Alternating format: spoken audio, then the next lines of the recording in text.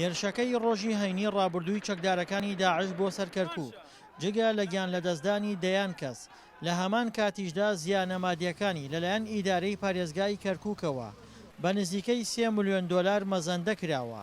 بەو پێی لە ئەنجامی هێرشەکەدا ژمارەیەک ئوتێل و باڵەخانە و ماڵی هاوڵاتیان سوتاون و زیانیان بەرکەوتووە.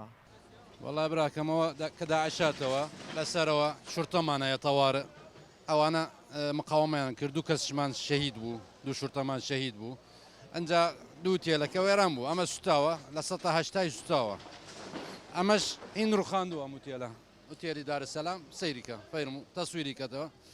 زەرەرمان زۆرە، ئەوە چەند جارە زەرەرمان زۆرە. هەرچەندە دۆخی ئەمنی کەرکووک کۆنتترۆل کراوە، بەڵام گومان دەکرێت ئەو چەکدارانەی دزیان کردوتە ناو شارەکە هێشتا مابن.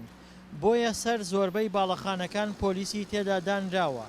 هەرچەندە دۆخەکە هێور بووتەوە، بەڵام هێشتا کاریگەری لەسەر لایەنی دەرونی دانیشتوانی شارەکە ماوە. دانێ لێرە کەوتو بوو داعش، دانێ لەو دیوی کەوتو بوو، دانێ لە ناو حەدیقەکە کەوتو بوو، تراتیان توکانەکەمان شکاندیان، تر ئەم بەرادەکەمان شکاند، تر لێرە زۆر خراپ بوو، تر باڵام بلێن تر لەخوا بە زیاد بێ پێشمەرگا ئاسایش لێرە بوون لیزە تیرۆز هات لێرە تەقەیان کرد لێرە زۆر کوشتیان تاواری لێرە زۆر باش بوون لەگەرمان. هەرچەندە زۆربەی بینە حکومیەکانی کەرکووک پاسەوانیان هەبووە، بەڵام داعشە هێرشبەرەکان پاسەوانەکانیان کوشتووە کە یەکێک لەو باڵەخانانەی داعشەکان دزیان کردوتە نێوی بینایی خوێندنی کوردی بووە و زیانێکی زۆری بەرکەوتووە. یەکێ لەو کردەوە تەروریستانەی کە ئەوان هەسان بە ئەنجامدانی ئەویش پەلامەردانی بەڕێبەرایەتی خوێندنی کوردی بوو لە بەرەبەرایەتی گشتی پەروەردەی کەرکووک. ئەوانە هاتوونەتە ناو ئەم بینایەوە، سەرەتا لە دەرگاوە دەستیان پێ کردووە و دوو پۆلیسیان بەدیل گردووە و دواتر کوشتویانە و ئەجار دواتر هاتوونەتە سەرەوە. ئەو دوو پۆلیسە شەهید کراوە، کەسێکیان نەماوە بیناکە لێرانە، هاتوونتە ناو خوێندنی کوردیەوە و دەستیان داوە بەکاری تێکدەرانە، دەستیان داوە بەکاری سووتاندن. زۆربەی ژوورەکانمان سوتاوەکو خۆتانە بینن و ئێستاش دەوام لێنەوە ئەم بەرەبەرایەتیە وەستاوە.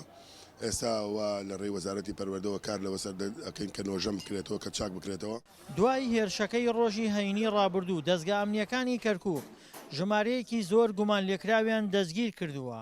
هەروەک پۆلیسی ناوچەکەش دەڵێت داعش لە سەنگەرەکانەوە دزەی کردووەتە نێو کەرکووک. ئێمە لە ڕێگای دووربینی حەراریەوە پتر لە 100 بۆ 150 کەس لە ناوچەکەیان بنراوە. دواتر دوای متابعکردن و زانیاری ئەو هێزە اختیفا کراون، ئەو هێزە لە ناوچەکەیان نەبیدراوە. دواتر ئەو بۆ ڕۆژی 20 مانگ ئاگدارکراینەوە سەعات 12 بۆ 12 و هێزەکان دزەی کردوتە ناو شاری کەرکووک. هێرشەکەی ڕۆژی هەینی ڕابردووی داعش بە گەورەترین هێرشی ئەو ڕێکخراوە هەژمار دەکرێت لە ناو شاری کەرکووکدا کە بووە هۆی گیان لەدەستدانی نزیکەی 100 کەس و برینداربوونی زیاتر لە 200 کەس. دڵشاد ئەنوەر، دەنگی ئەمریکا، پارێزگای کەرکووک.